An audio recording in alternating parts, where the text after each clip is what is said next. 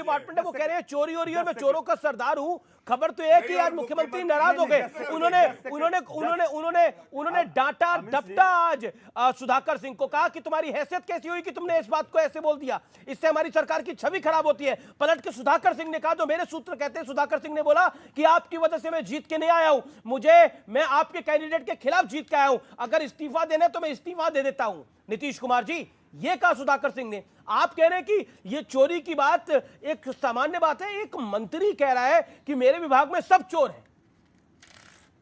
शक्ति जी, अमिश जी, एक बात बताइए, आप संस्था में अभी है बैठे, आप यहाँ पर एंकरिंग कर रहे हैं, हम लोग सब पार्टिसिपेट कर रहे हैं।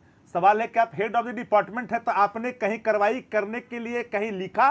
क्या आपने एक्शन कोई किया जो किसी ने रोका? सवाल नंबर 1। मैं इन बातों को कभी नहीं मान सकता। 17 वर्षों तक भारतीय जनता पार्टी के पास सही है, तो नीतीश भारतीय जनता पार्टी के पास था, तो निकाल दीजिए मंत्री को। अगर वो गलत है तो या मुख्यमंत्री खराब है, या तो मुख्यमंत्री खराब है या मंत्री खराब है। आपकी बात से नहीं वाह, परस्पर प्रतिक्रियाएं को गंभीरता पूर्वक ली जाती है। और एक बात और जान लीजिए, नाखून काट करके कोई अगर शहीद होना चाहता है तो ऐसा नहीं है अमिश भाई। तो कौन नाखून कटवा रहा है, कौन शहीद हो रहा है? अभी महीना भी नहीं आप इतनी पहेली मत बुझाइए।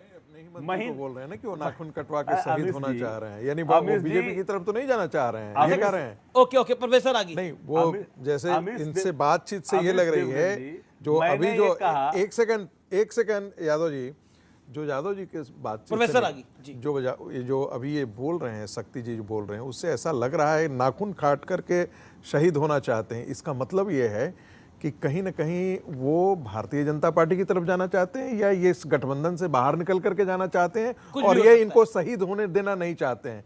इसका विश्लेषण यही निकल करके आता है, जो बाकी वो बता सकते हैं बेहतर तरीके से।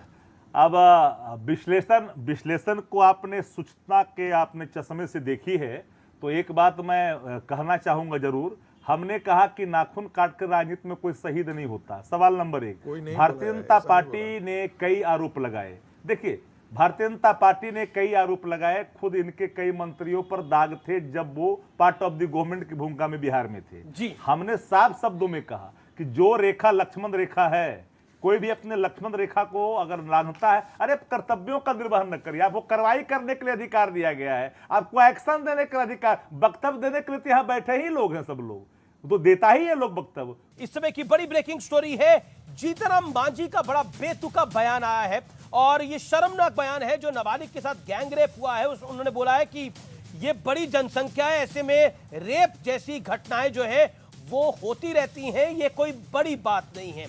हाजीपुर में नाबालिग के साथ जो गैंग रेप हुआ है, बिहार में बड़ी आबादी उसके लिए जिम्मेदार को बताया गया है।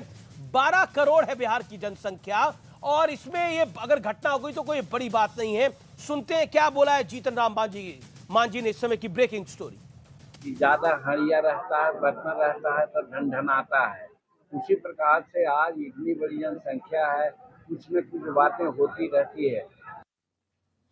तो ये कहा है जीतनराम मांझी ने कि अगर ज्यादा बर्तन रहता है तो वो झंझनाता है। प्रोफेसर आगी, देखिए, वो मुख्यमंत्री रह चुके हैं, और मुख्यमंत्री के शब्द मुंह से इस प्रकार की भाषा बड़ा दुखदाई होता है।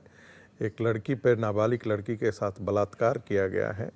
देखिए, एक बात तो है कि जो कुछ भी घटनाओं का यदि हम जिक्र करते हैं पिछले 1 महीने से, तो जो ये आशंका लगाई जा रही थी कि बिहार में नीतीश बाबू के जो आरजेडी के साथ जाने के बाद एक जंगल राज आ सकता है, वो लगता है कि वो कमोबेश साफ तरीके से दिख रहा है कि जिस प्रकार के अपहरण की घटनाएं घट रही हैं, पटना में जिस प्रकार से खुलेआम दिन दहाड़े लड़की को मार दिया गया। एक वक्त था लालू प्रसाद यादव के समय, जब वहाँ के राजनेताओं की बेटियां जब शोरूम में जाया करती थीं, तो शोरूम वाले इस बात का जिक्र हम लोगों से करते थे कि सर, डर लगता है कि पता नहीं कौन सा कान का या गले का सिकड़ी और चेन लेकर के उनकी बेटी चली जाएगी, कोई चीज़ उठा करके लेकर के चला जाएगा। ये एक भय का वातावरण रहता था, और वो एक ज़माना था जब आप देखेंगे कि वहाँ से जितने फार्मास्यूटिकल इंडस्ट्री के और बड़े बड़े व्यापारी जो छोड़ करके भाग गए थे। यदि इस प्रकार की घटनाएं घटी हैं, तो बिहार में ये जंगल राज की पुनरावृत्ति होते हुए देर नहीं लगेगी।